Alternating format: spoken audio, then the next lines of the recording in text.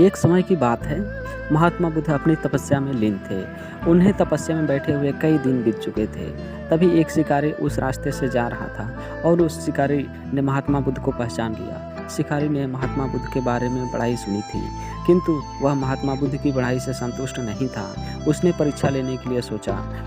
शिकारी पहले तो महात्मा बुद्ध को एक छोटा सा पत्थर फेंक कर मारता है, किंतु महात्मा बुद्ध कोई प्रतिक्रिया नहीं करते हैं, क्योंकि उनका मानना था शरीर को तकलीफ होती है, आत्मा को नहीं। अतः शिकारी द्वारा फेंके गए पत्थर के कारण शरीर को कष्ट हुआ, लेकिन आत्मा को नहीं। शिकारी कुछ समय सोचता रहा, महात्मा बुद्ध कुछ प्रतिक्रिया करेंगे, किंतु महात्मा बुद्ध अपनी तपस्या में लीन थे। उन्होंने कोई प्रतिक्रिया नहीं की। पुनः शिकारी ने पत्थर फेंका। वह एक पत्थर और मारा, उनके आंखों के ऊपर लग गया। वहां से खून बहने लगा।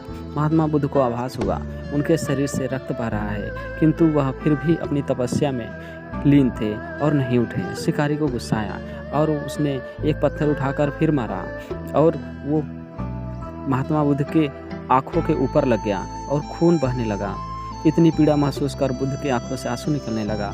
शिकारी ने महात्मा बुद्ध के पास जाकर पूछा, आपको जब मैंने पत्थर मारा तो आपने कोई प्रतिक्रिया नहीं दी? महात्मा बुद्ध ने बड़ी सरलता के साथ कहा, क्योंकि इससे मेरे शरीर को कष्ट हुआ है, मेरे मन को नहीं।